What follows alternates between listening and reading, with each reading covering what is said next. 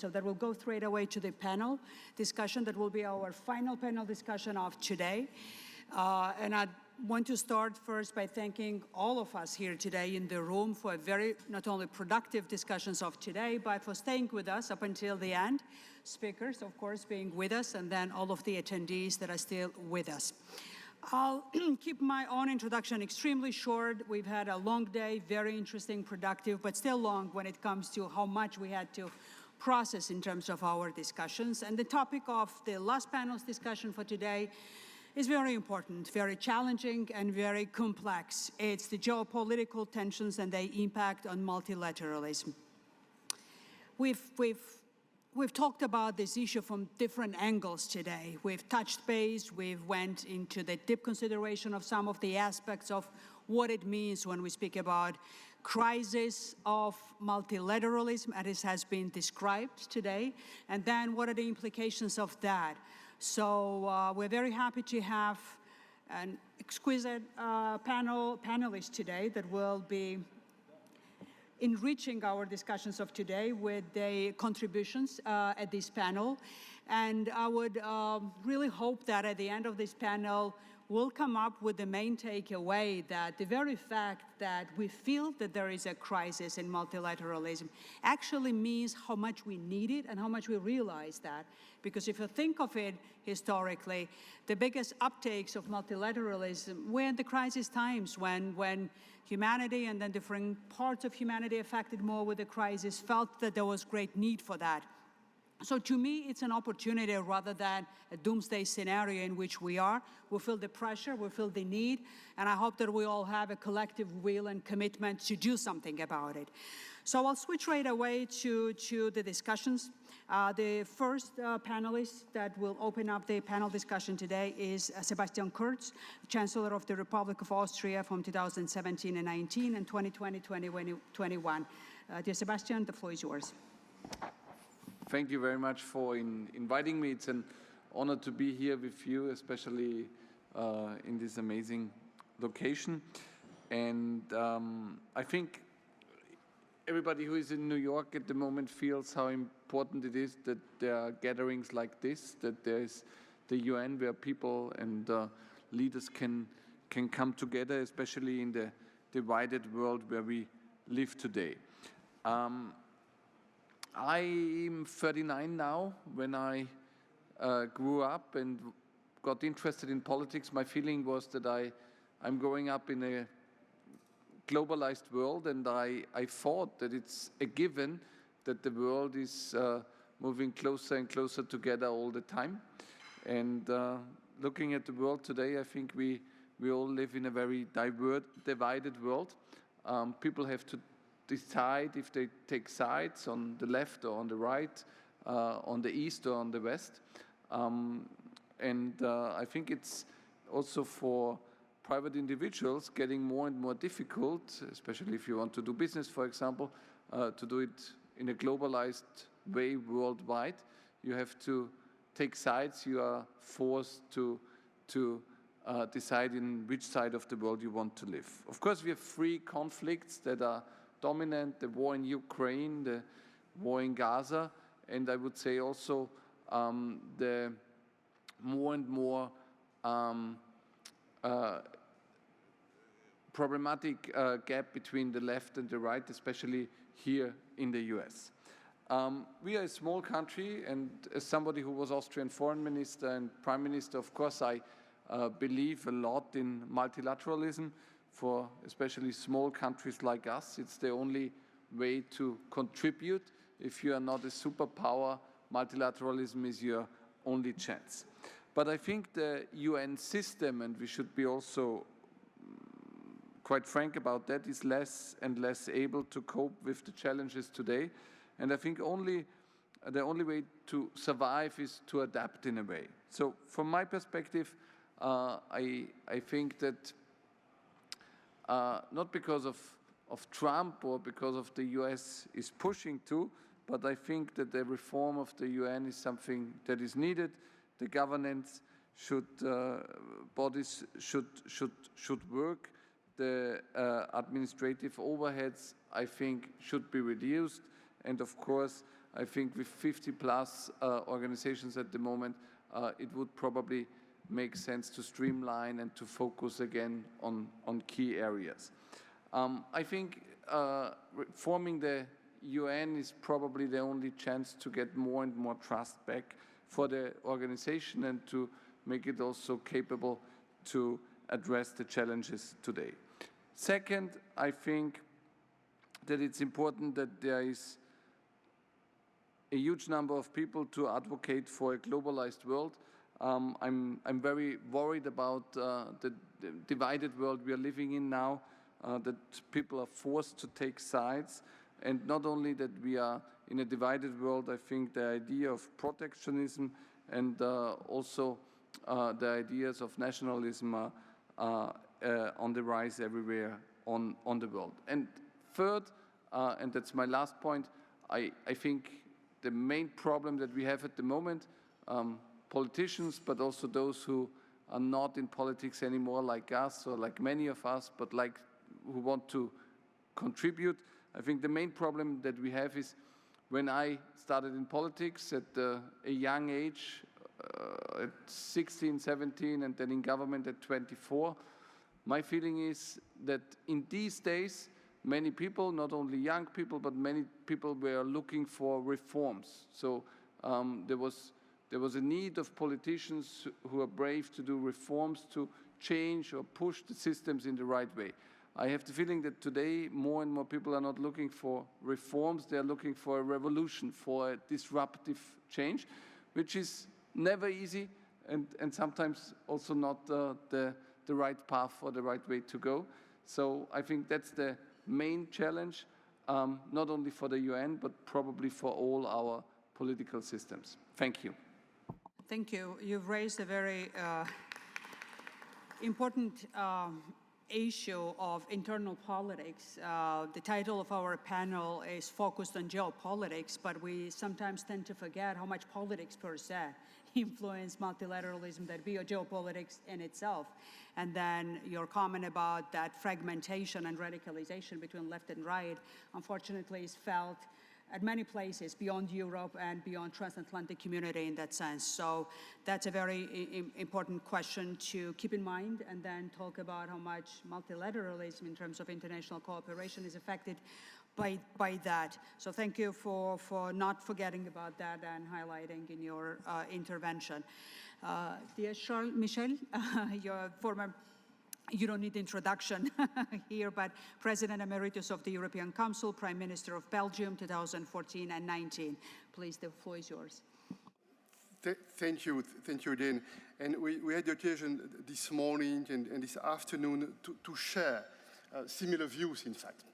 We see what we face, we see the risks, we see the dangers, but it's also very important to project ourselves and to identify what could be, in those circumstances, the opportunities.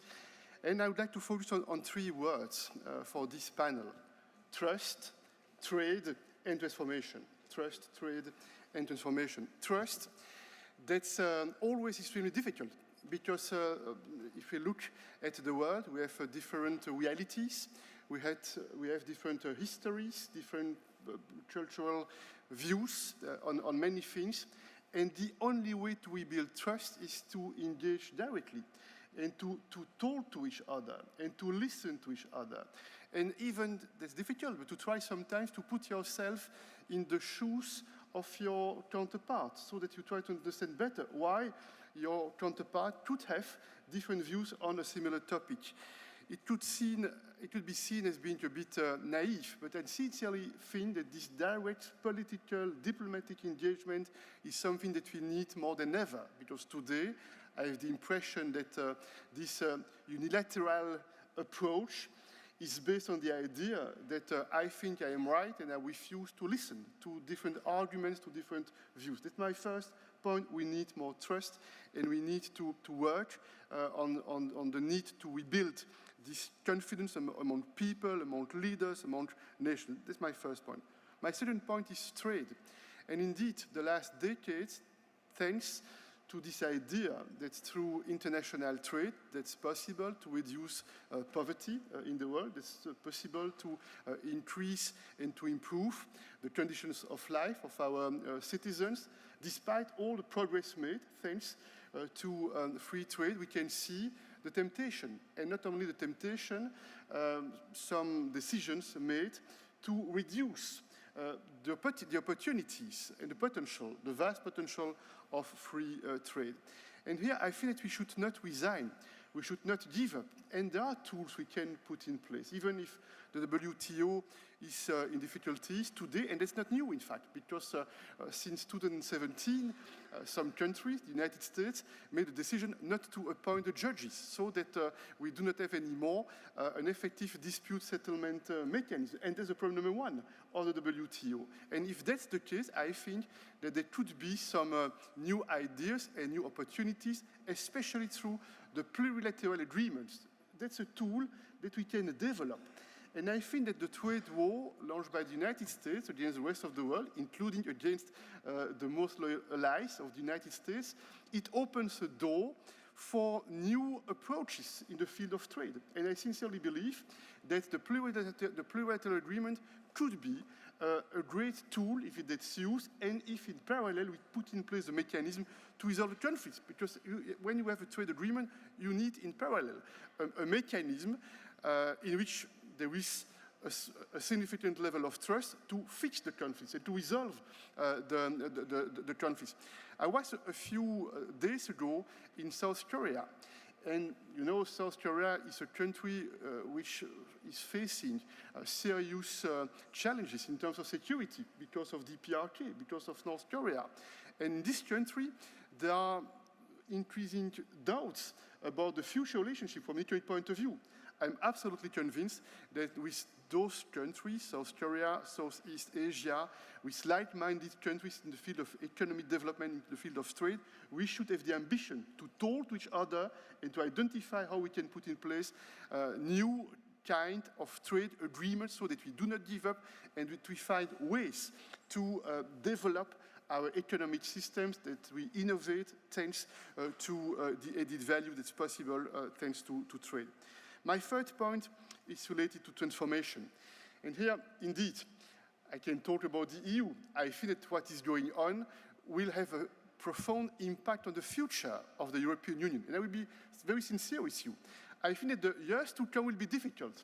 And I cannot exclude that the years to come will be chaotic within the EU, and that it will be difficult to find a united approach in the field of European defense, in the field of the economic base, in the field of artificial intelligence, in the field of how we tackle climate change. Do we go too fast or not? Or do we need to accelerate, or do we need to slow down? It will be difficult to be in the same boat, to be on the same page, especially because I take into account the populist parties in many European countries, which have a huge impact on the political debates at the national level in our European member states. But I am very confident that in the years to come, I hope as soon as possible, we will have again this understanding that we need to be together, that we need to be united, and that we need to do three things. We have to improve our economic base, to trust more our businesses, to put in place a principle of trust and confidence, not a principle of suspicion. That's what we are doing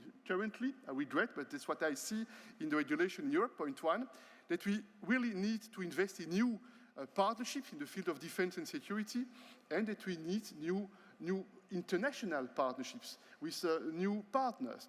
And my last comment is the following, and I think we have to think carefully about that. The BRICS countries represent today 35% of the global economy. And I think that in the G7 part of the world, there is still this impression that there is an economic domination by the G7. That's not the case. The G7, that's today 30% of the global economy, of the global GDP. We have to be aware. And when I'm following the recent developments with regards to the BRICS, I think that there is a lack of understanding in the western part of the world what it means, what is going on. On top of that, I can see within the G7 serious difficulties. when you have a prominent member of the G7 in the United States deciding to start this trade war, putting in place those tariffs on the one hand, and it follows decisions made by the previous administration in the field of subsidies. IRA, Inflation Reduction Act, is a massive support through subsidies. That's really strange because for years in Europe, in the United States, we have been advocating a lot to avoid this kind of interferences in the free economy. And that's why, and that's my conclusion, I think that the years to come will be challenging, will be difficult. It's very difficult to predict how long it will take, but I'm very confident that sooner or later, I hope as soon as possible, we'll find new forms of multilateral institutions and organizations. I've said a few words about the EU. I think we know what has to be done at the international level. I would like to focus on 3 priorities, in my opinion. I don't want to repeat what I said this morning, but the reform of the Security Council is needed because today's situation is not sustainable for a very simple reason. Today, there are countries that were not existing where those institutions were launched because of the colonial reality of the past. Security Council, point 1. Financial organizations and financial institutions, point 2. Because those institutions are not inclusive, are not seen as being legitimate, and they do not have the firepower which is needed to tackle the fight against climate change and the fight against poverty and against inequalities. And point 3, I strongly believe, I repeat again because I think it will be the path we will have to follow, that the regional organizations will probably play a prominent role in making effective a more pragmatic multilateral system. And I feel that sooner or later, those regional organizations will be part of the UN system and will have to play a major role to influence in a positive way this international coordination, this international cooperation, and to make possible a more effective solidarity. Thank you. Thank you. You've talked quite a bit about trade and economic dimension of the strains that the multilateral system is facing today. And if you think of it, EU is one of the strongest or the most vivid example of how multilateralism could have worked in a more consolidated way. Do you feel, with your experience with the EU, I cannot not take this opportunity to ask you right now, that there is enough geopolitical tension or the pressure on EU, both from security and economic side of that pressure, to change internal dynamics of multilateralism the way you do it? In other words, this reform of the EU decision-making processes itself, or anything else that you might think, maybe it's time to be more serious about that. You feel that there is context for that because of that pressure? Look, I think that the history of the EU has always showed that when we face difficulties, when we face crises, it helps us to be courageous. There are plenty of examples. I would like to share with you this recent example, the war against Ukraine.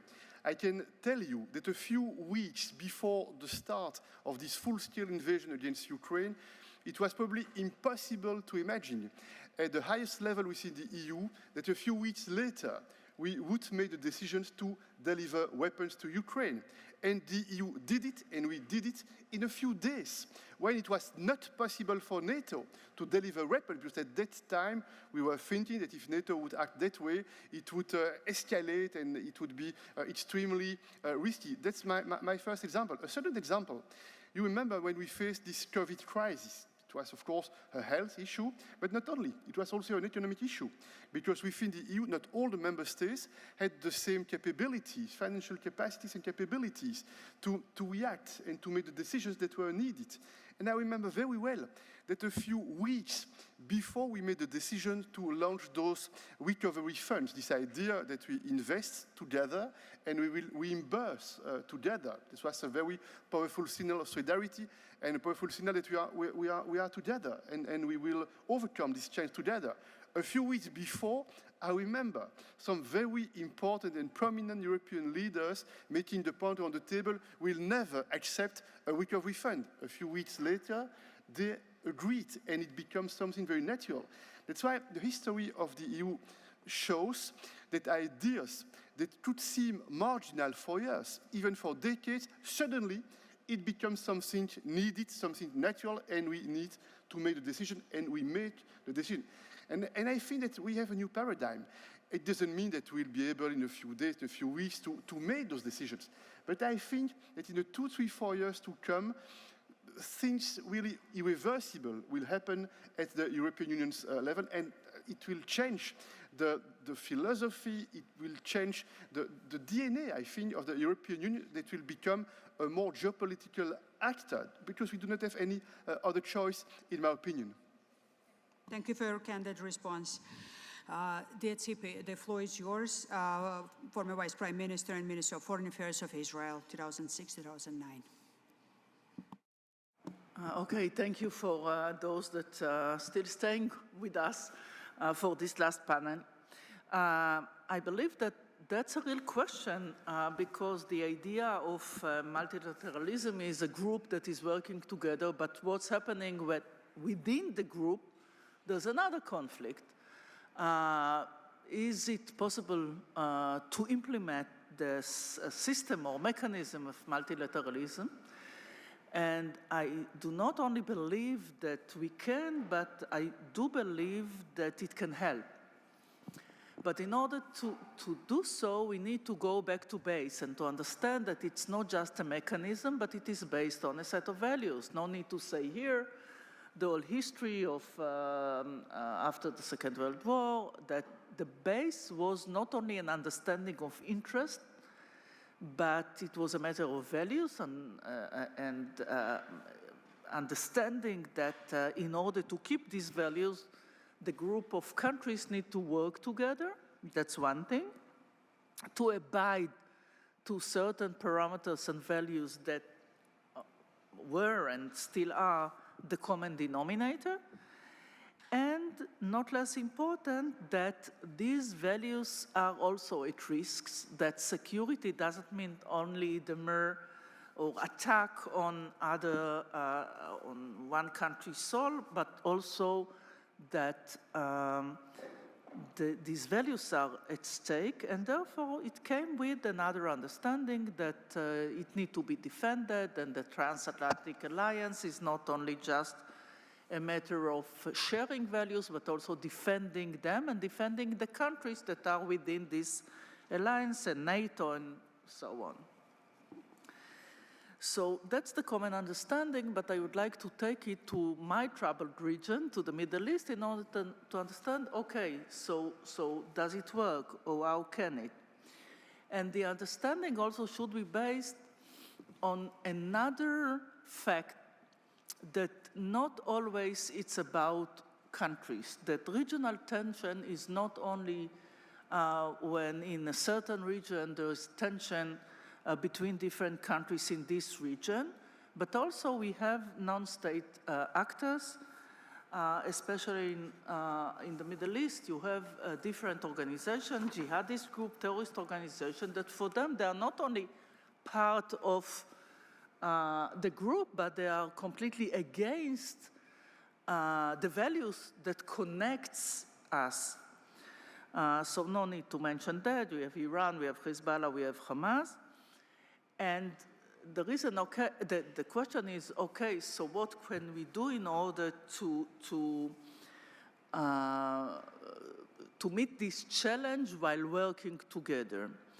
And therefore, it's very important to understand, I know that especially now during this United Nations week, it looks like everybody needs to choose between Israel or the Palestinians. If you support one, you are against the other and vice versa, and I would oppose that because I believe that those that are pro-peace need to understand that there are also in the region, the split is between those that are against peace, those that would never accept, when it comes to Iran, Hezbollah, Hamas, the right of Israel to exist.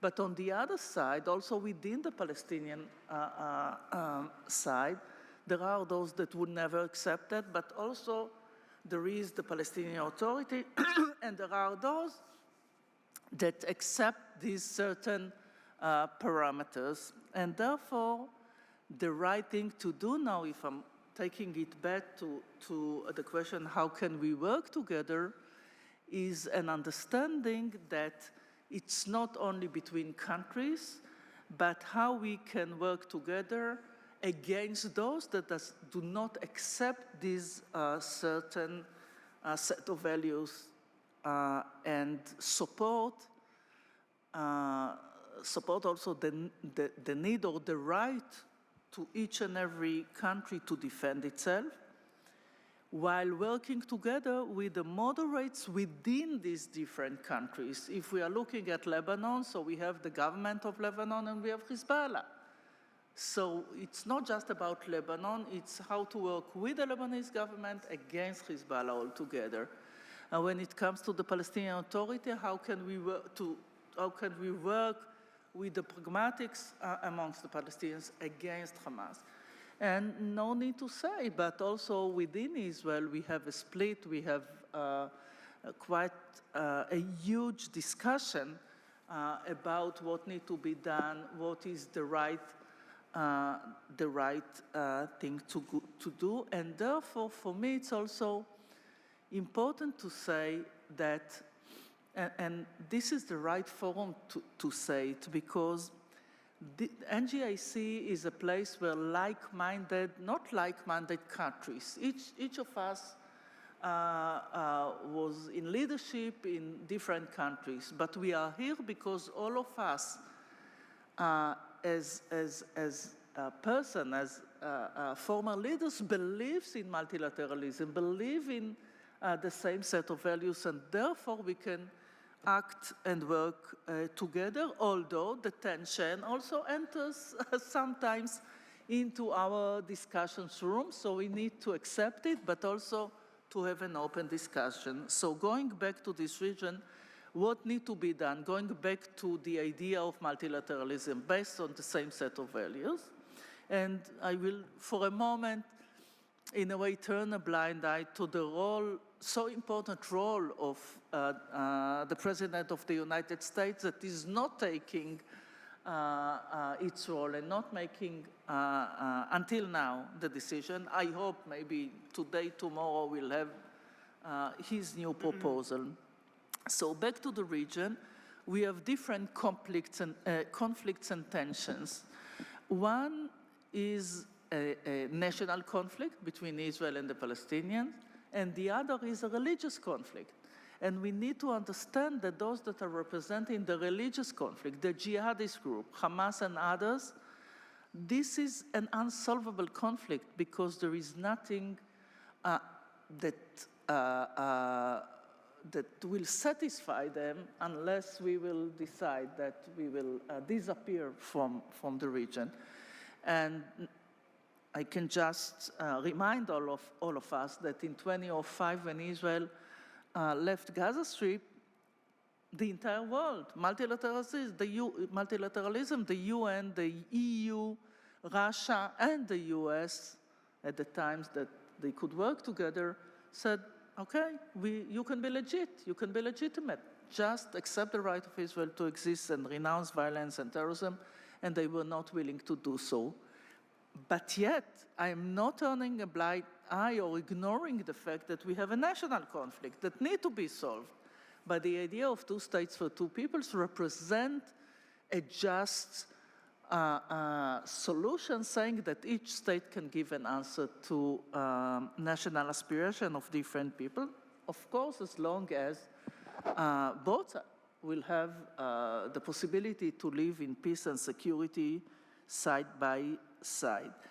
So instead of choosing between the two sides, as I said before, not Israel or the Palestinians, but Hamas, the jihadists, Iran, Hezbollah, and all these groups, and together the world can work against them. I hope, I don't know, but I hope that the plan would be on the table in the next few days. I don't know if that's feasible. Saying how the world can support a change in Gaza based on what was said, before, Hamas cannot stay in power, the hostages should be released, Gaza should be demilitarized as a process. But in order to do so, and this can be an opportunity for the United Nations, especially this week after 2 years of war, to take the right decisions forward in an understanding that by acknowledging that Hamas cannot stay in power, it's not against Palestinians, but it's part of the solution, as also putting on the table decisions that the current Israeli government is not willing to take.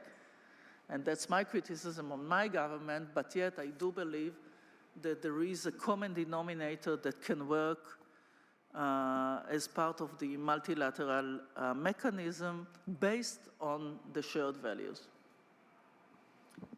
Thank you, Tzipi, and then I cannot agree more when you say that this is a right forum for us to talk about these very complex issues. And we've done so on so many occasions during the meetings, issues that are painful, that are very complex, but we find that openness among our members and then attendees of our events to have candid and open discussions.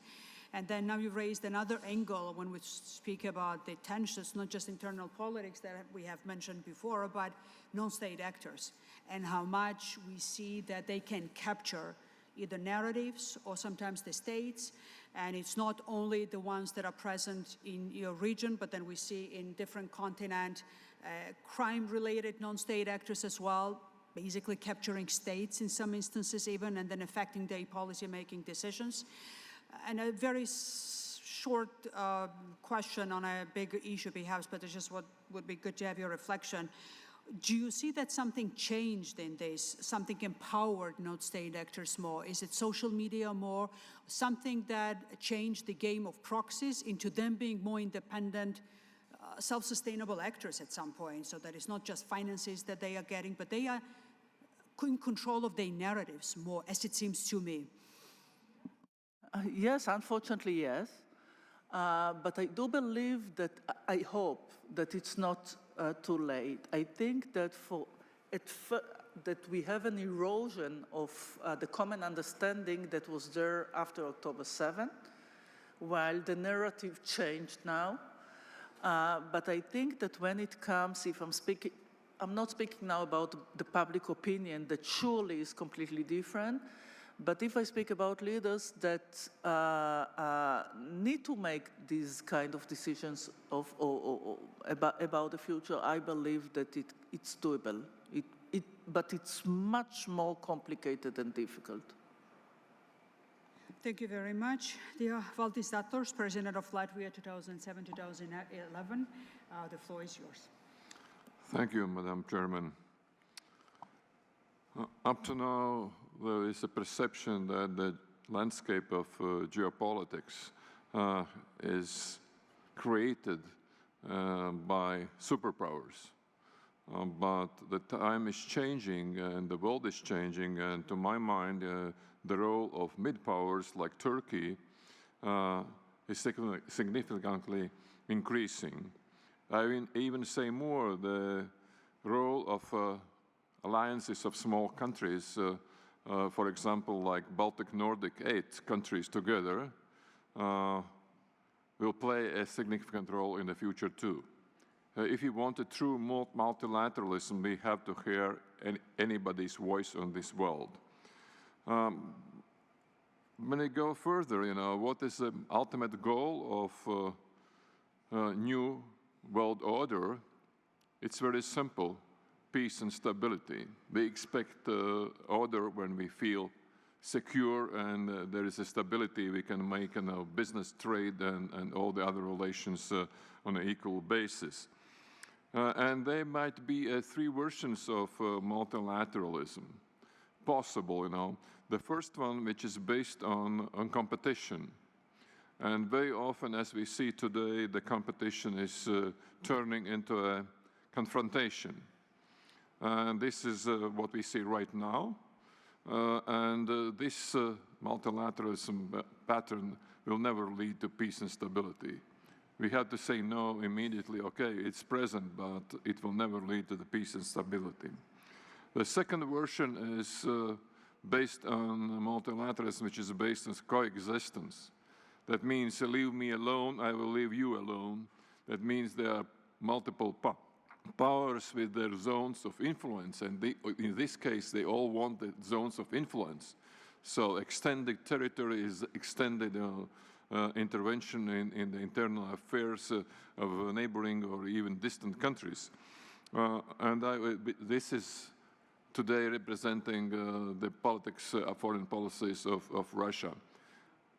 And this pattern also doesn't lead to stability and peace. The third one is much more difficult, which is based on principles of parity. And I would say, during the Cold War, the US and USSR based their relationship, even a confrontation on the principle of parity. Not dominance, but parity. And on the principle of complementarity.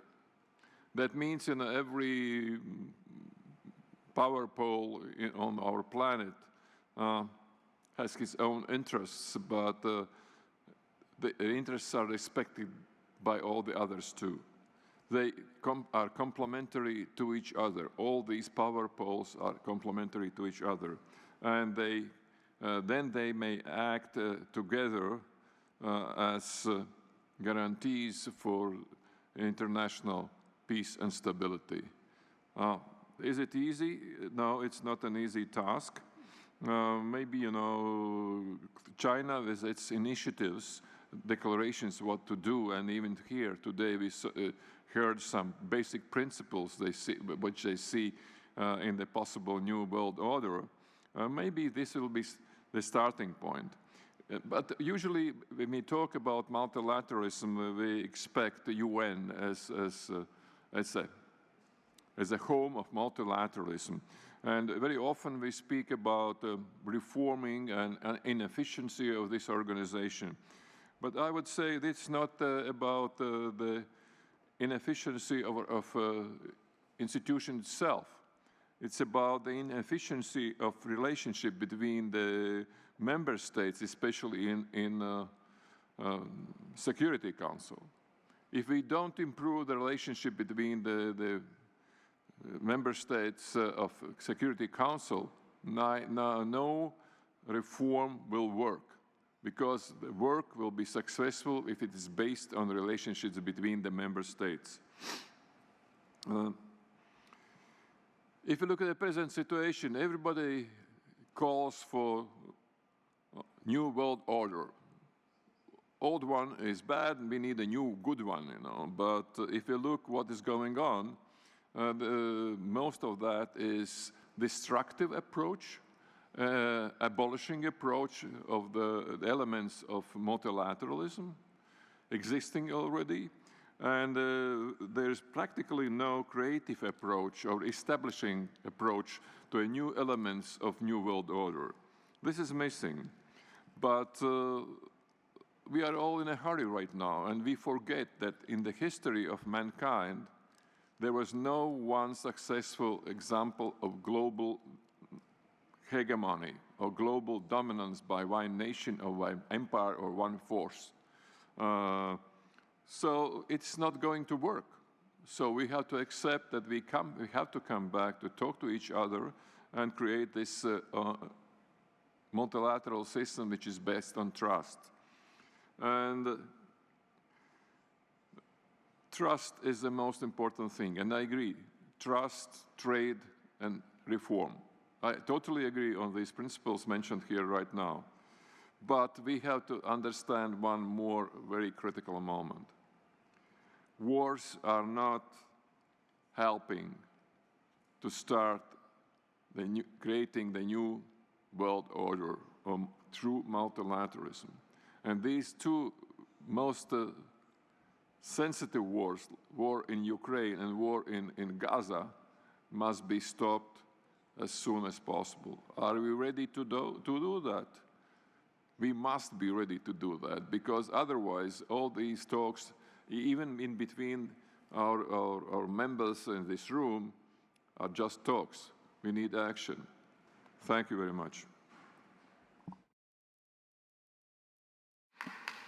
Thank you very much. And I mean, listening to you, I had that vision of how much multilateralism, an impression of what it is, developed after Second World War.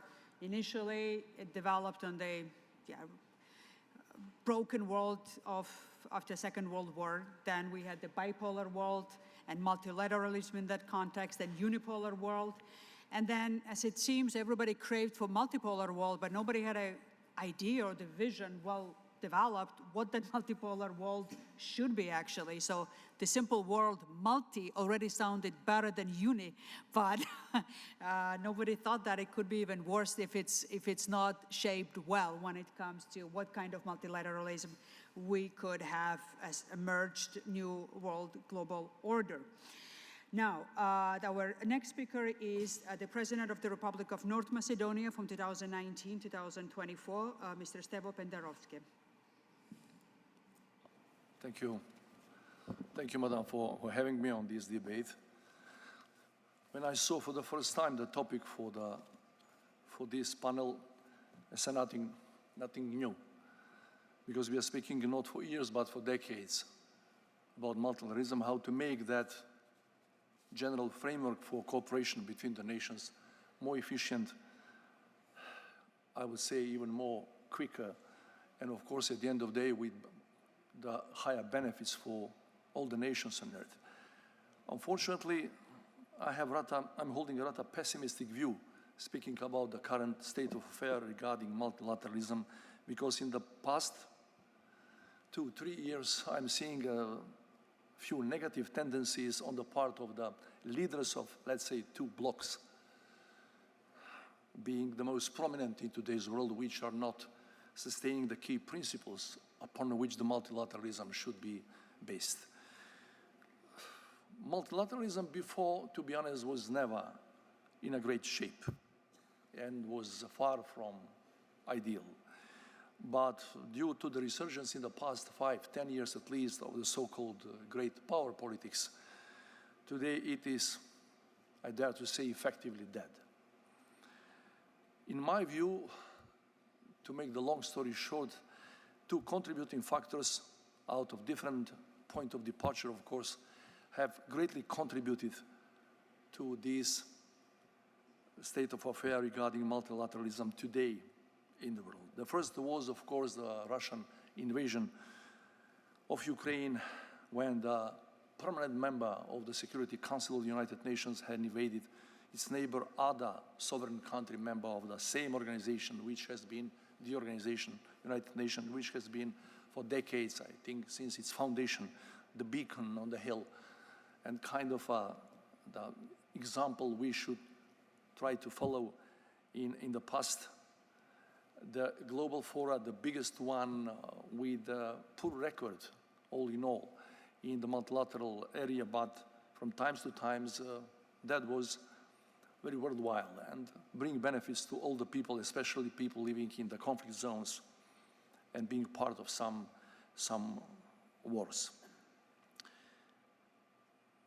With that, in essence, with that invasion of Ukraine, the Russian Federation has heavily undermined the basic principle of the UN Charter, not invading other sovereign countries, and basically undermined the basic principle named sovereign equality. Regardless of the size of the country, no one is allowed to attack and to occupy any other country member of the United Nations, and all of that to be considered legitimate.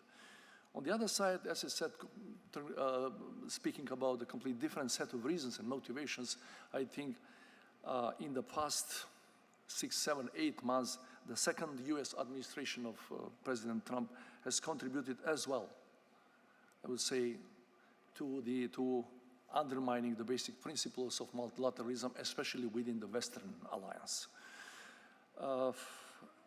Under the pressure of new US administration, I am seeing in the past few months at least big and deep fissures within the European Union appearing more and more.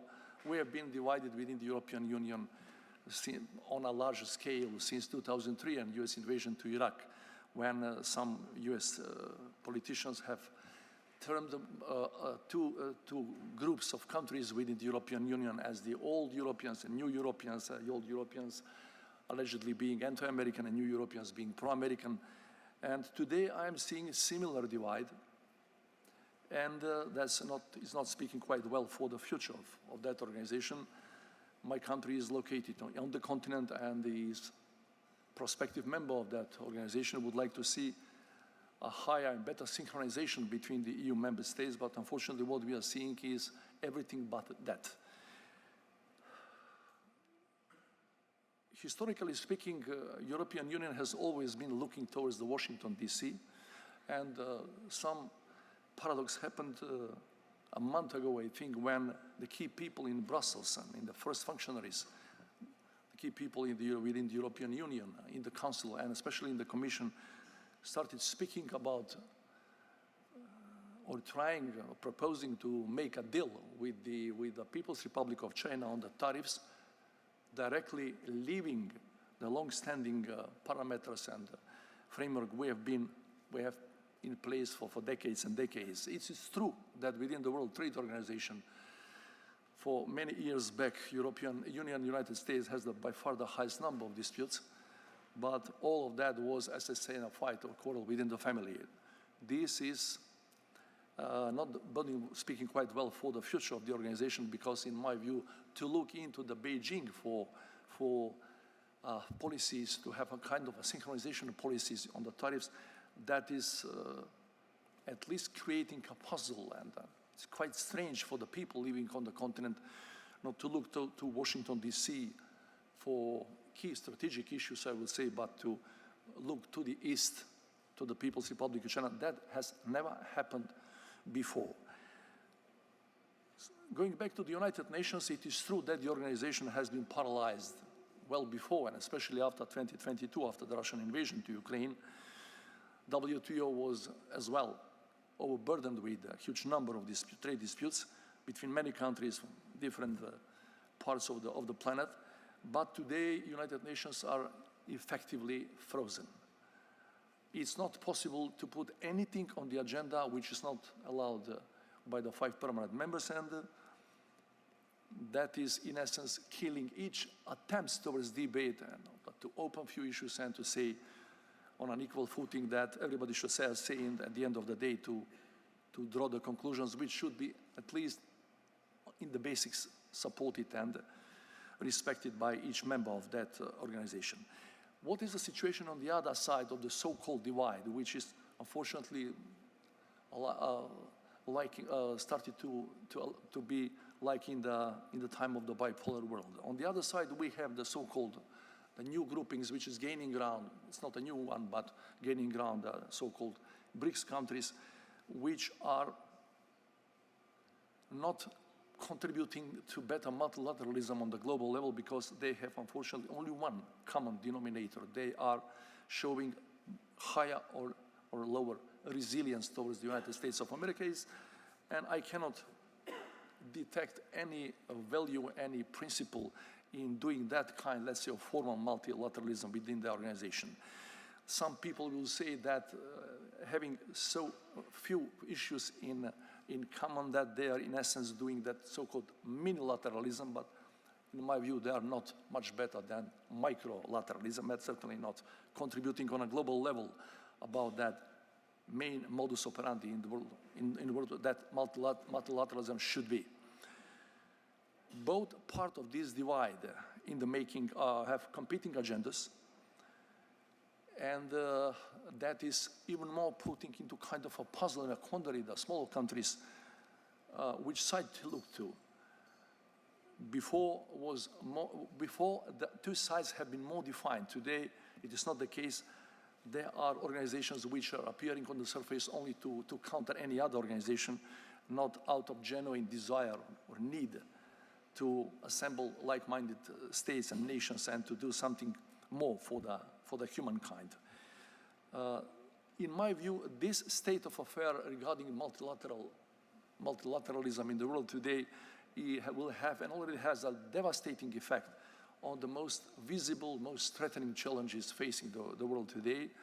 I mean, climate changes, regulation of the artificial intelligence, cyber threats, global pandemic, not to speak about the goals we have outlined and supported, at least formally or on paper, many years back, from the Agenda 2000, education for all, digital divide, peacekeeping and conflict prevention, anti-drugs and anti-immigration policies. So to take the last one, in my view, even the anti-immigration efforts on a global level should be supported by the United States of America with this current administration in Washington, D.C., because I cannot see any positive effect and profound effect on this global evil if you are doing unilaterally and killing some people on the sea with the unilateral strikes. This crime is going over borders for decades and decades. Either we can win or get together, all of us, we are facing that crimes. Otherwise, one by one, including the most powerful countries, no one can be successful in that fight. Solution is difficult to offer for this kind of affair regarding multilateralism, but the first precondition should be to respect, to go back to be back to basics, meaning to respect fully and unconditionally the UN Charter. Meaning that if you are occupying any other territory, any other country, you should go back, because that is certainly absolutely illegal according to the founding documents of the United Nations. Reforming the international system with the United Nations as the global organization, as the pillar of that international system is a must, and it should be. It was on the agenda for many years and decades. Everybody knows that that system should be more inclusive and should reflect reality of international affairs. But unfortunately, I'm not seeing that the key players there within the organization are doing anything of substance in that direction. Multilateralism on a continental, on a regional, on a global level has always been at its best when supporting and respecting certain principles. And it seems to me that no one is paying due respect to the basic principle of multilateralism ever. Since the, let's say, Peace of Westphalia 4 centuries ago, that is the so-called diffused reciprocity. If you are part of any multilateral framework, it is not realistic to expect that each state, each part of that framework will gain on each issue each day. But in the long run, everybody is expected to gain something if being part of that multilateral framework than acting alone. Otherwise, I cannot see how some countries will enter into the so-called zero-sum game, gaining always on behalf of everybody else who are only suffering and then going back and forth and looking left and right, not being quite sure which path to choose. And to conclude, the current state of affairs in the multilateral field is especially puzzling for the small states, the one I'm coming from. You know, big countries, great powers has always been poor multilateralists. Everybody knows that.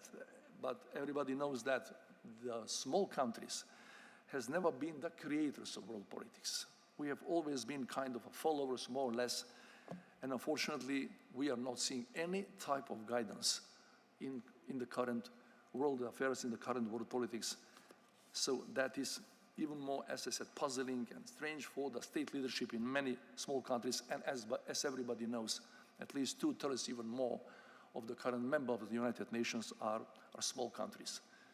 So I am not asking as a kid waiting for the teacher to say you should do this or that precisely, but what I am expecting at least, and many people coming from the small countries and the so-called big leaders and great countries, powerful countries, at least from times to listen to us and to at least accept a part of our proposal, of these proposals we are giving forward, to not only to them. No one would like to teach anybody, but we are putting forward on the agenda, and let's speak about that honestly. That is the only way forward. Otherwise, we'll be in a very difficult situation with the world getting more and more fragmented. Certainly that's not going to will never certainly bring happiness for anybody in the world. Thank you very much for your intervention. It's quite clear from your speech that effective multilateralism can be driven by positive agenda rather than by opposing to something at the end of the day.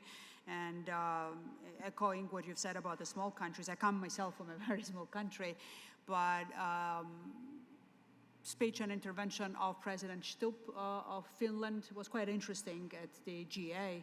We're very bold and creative when it comes to the reform of the Security Council, because many are speaking about, here and there small changes to it. He was very bold, saying that there might be maybe no veto to anybody in the Security Council that could help the situation with the Council per se.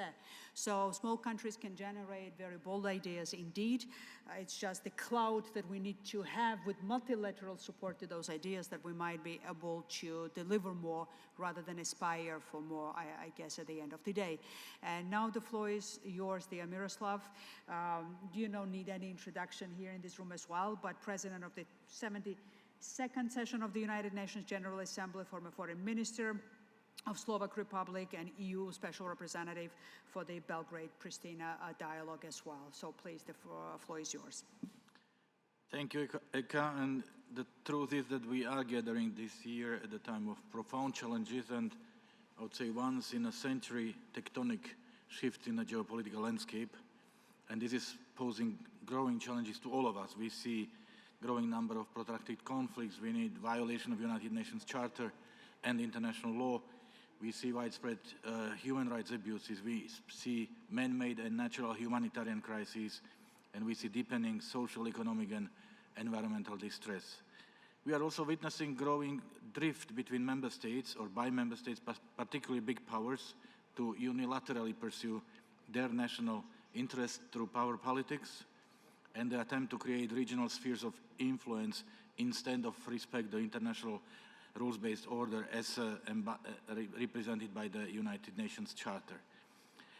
I would say that among the biggest problems of current world and current international relations are absence of rules and the lack of genuine dialogue. When it comes to the rules, of course, they were defined in the UN Charter, and it's not a coincidence that our predecessors put as the very first sentence of the preamble, "We, the peoples of the United Nations, determined to save succeeding generations from the scourge of war." That means let's draw lessons from the tragedy of the World War II, and let's make sure this will not be repeated. And this global architecture that was built 80 years ago helped to preserve global stability for some 50 years, but it's not able to do so anymore. Why? Because the world has witnessed global challenges, and particularly the rise of the global south, which has not been and still is not reflected properly in the global multilateral architecture. And this has led to growing misunderstandings between the transatlantic Western community, which is dominant in the world politics, economy, financial system during the most of the post-war period, and the global south. There is a growing feeling of or underrepresentation of the global south, and of course when we look at the composition of the UN Security Council or the work of the international financial institutions, we can understand what are they talking about. This leads to accusations of double standards and subsequently degradation of respect for global rules. And to make things worse, we currently have absence of a global authority, either moral or equipped with a mandate and with tools to enforce the global rules. Therefore, there is a feeling of impunity. There is a feeling that now is the time to take care of my interests regardless of rules and regardless of opinion of others. So as a result, we have shifted from multilateralism to multipolar world, and although the difference between the two words is not so big, in reality, there cannot be a greater difference, because multilateralism means rules must be obeyed, while multipolar world means might is right. Politics has become transactional. Countries care about their national interests, often at the expenses of the others, and the question is, who cares about the planet, who cares about the future? And here I should mention the European Union, who continues to believe in the world based on rules, on multilateralism, on justice, on solidarity. However, the EU is currently overstretched because firstly, it needs to build its own identity independent from the United States. US is no longer the key partner and ally. And second, is exhausted being the #1 supporter of Ukraine's peace, freedom, and independence. So with being as big and as rich as it is, simply cannot substitute for the absence of others and the rules. So the state of the world is really nothing to be proud about. And as a diplomat, I also want to mention the importance of the dialogue, because I see that we are moving more and more towards a wrong approach, not to talk to those we don't share the same views with. We are talking about each other, we are talking at each other, but we are not talking to each other. And one has also acknowledged the negative influence of social media, which are not helpful in supporting the compromise. I like to quote Ronald Reagan, who said that I would rather settle for 80% of what I wanted than to go over the cliff with my flag proudly waving. And I think right now we are in the fashion of going over the cliff with our flag proudly waving and declaring that we have rejected the compromise. I'm wondering whether today's current generation of politicians and diplomats would be able to agree on the UN Charter or on the text of the Universal Declaration of Human Rights. And even if they do, they would be crucified by the social media. And this is certainly not helpful to find a way forward which would work for everyone. So Eka, I would say it's not the tensions having negative impact on multilateralism, it's rather the other way around. Erosion of multilateralism is creating space for tensions and for conflicts. And this makes a very clear and strong case for reinvigorating effective multilateralism. But as always, there are two possible ways forward. The positive would be that we come to our senses and we'll rebuild multilateralism, which will reflect the realities of the 21st century. The negative scenario would mean continuation of the same, more conflicts, less rules. I was in one meeting here in New York 2 days ago under Chatham House rules, and one participant said that he believes that there is 75 to 80% chance of a global conflict. So I hope we will not allow this to happen. And I think it's a role of forums like this one, where so much wisdom and experience is brought together to remind politicians of their responsibility for the world and for the future, and to generate also public support and public appeal in favor of the processes that need to be led in a way that there are no winners and losers, but everyone benefits. Thank you. Thank you very much. And then you've added an issue that hasn't been talked about that much during other interventions, and that's impunity versus accountability. And thank you for raising this issue, because that completes very well the whole array of issues that I have spoken about before. And now the final words and the final challenge of the last speaker of the panel discussion, dear Vuk Jeremic, President of the 67th session of the UN General Assembly. Please, the floor is yours. Thank you very much, Ika. And obviously this is not the most thankful speaking slot, because we're very late in the day, so I'll try and keep it succinct, and I'll try and approach this from a slightly different angle than my distinguished fellow panelists here. I'm currently teaching at the Paris School of International Affairs a class that is called Introduction to Contemporary Geopolitics. It's a 24 lectures graduate class, and I start a class with the hypothesis that geopolitics is essentially cyclical, just like the economy, but the main difference between economic and geopolitical cycles is that the geopolitical cycles tend to be much longer. So once you're in a negative cycle, once you are in a geopolitical recession, it takes quite a while for the world to come out of such a situation. Geopolitical recession is the opposite of good times. It's the opposite of times when the treaties are agreed, when the international organizations are founded, where they're like multilateral breakthroughs and the like. I remember 2015 and the Paris Climate Treaty and the SDGs that were agreed, and those were the good times. Those were the breakthroughs. There were differences, right? But by and large, the world was working together. Well, now it's a very different time, and I think that there are no breakthroughs coming anytime soon. I think that there is decreasing trust between main geopolitical actors, and we can spend hours debating why we've come to this situation, but we are where we are. And it's not going to be easy to come out of that. International organizations, they tend to be structured very well, and they tend to be engineered by the best and the brightest minds at a time. And the United Nations is no different in that sense. It was structured very well to reflect the realities of that time in 1945. And part of this well structure is that they made sure that the permanent members of the Security Council essentially have a veto on everything, including the potential reform of the organization.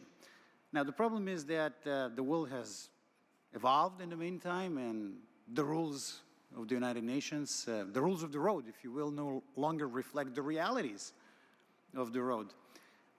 So what do you do then? What do you do when the international organizations come across as no longer being effective or fit for purpose? Well, there are essentially three things, in my opinion, that you can do.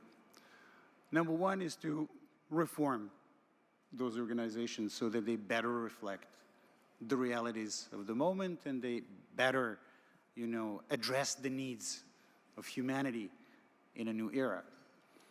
Number two is to say, well, this isn't working, and we're going to double down on regional cooperation, engagement in alternative organizations, perhaps not regional, maybe even global, and BRICS is one such example.